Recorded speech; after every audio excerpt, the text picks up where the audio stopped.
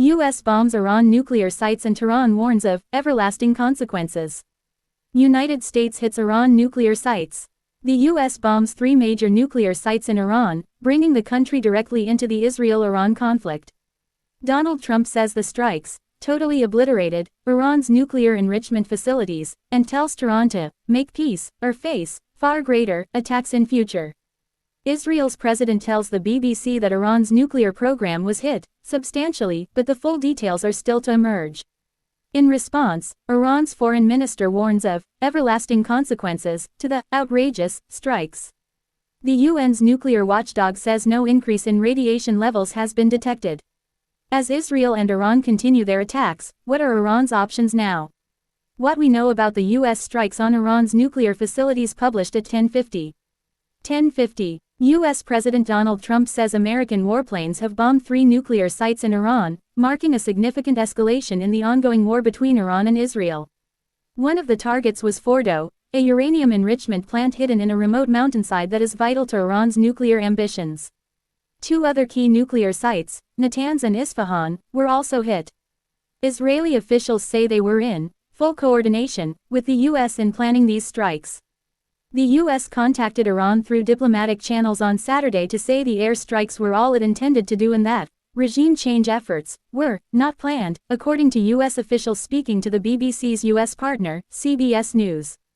We do not yet know the full scale of the damage at the facilities, but the UN nuclear watchdog says there has been no increase in off-site radiation levels reported. Trump's message to the Iranian regime was short, simple and direct: come to the negotiating table or more strikes will come. If they do not, future attacks will be far greater, he said. And a lot easier. In the lead up to the attacks, Trump had repeatedly, at least publicly, left room for negotiations to continue. Now, he continues to leave the path open, but with the threat of further American strikes looming over Iran's leadership. There will be either peace, or there will be tragedy for Iran far greater than we have witnessed over the last 8 days, he said. Notably, Trump did not explicitly mention the possibility of regime change in Tehran. Instead, he made it clear the U.S. considers the operation largely over. But if, and only if, Iran comes to the table. The U.S. has moved considerable military assets to the region, which suggests, as Trump noted, that the U.S. is ready to move extremely quickly if the president so chooses. Iran's nuclear program hit substantially, but full details yet to emerge, Israel's president tells BBC published at 13:38.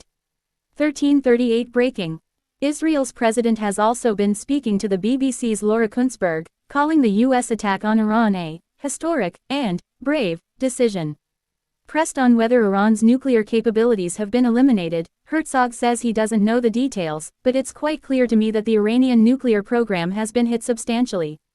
He is also asked if Israel directly requested Trump to attack Iran. Herzog says, "We decided to leave it to the Americans," before adding that he didn't know the U.S. was going to attack Iran's nuclear facilities. "I was woken up when it happened," he says. Kuntzberg then asks if Israel will now stop attacking Iran. Herzog doesn't give a direct answer, only saying Iran is firing missiles at Israeli territory and, "we have to do whatever it takes to defend ourselves against missiles.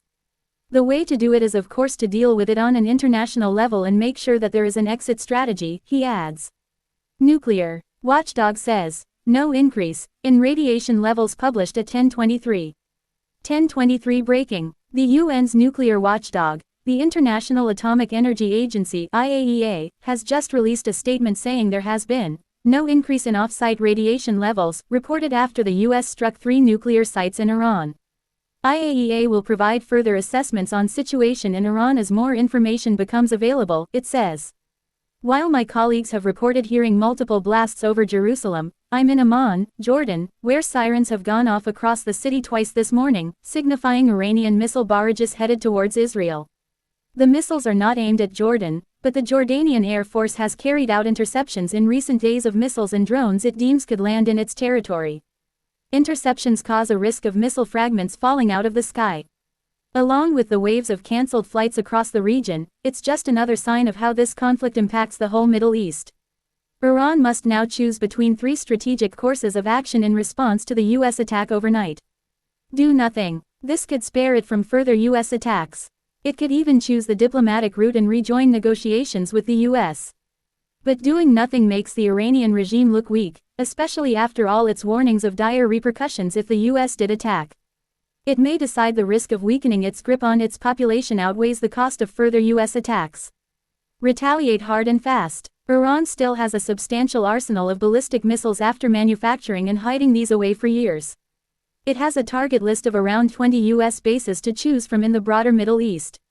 It could also launch swarm attacks on US Navy warships using drones and fast torpedo boats. Retaliate later at a time of its own choosing. This would mean waiting until the current tension has subsided and launching a surprise attack when US bases were no longer on maximum alert.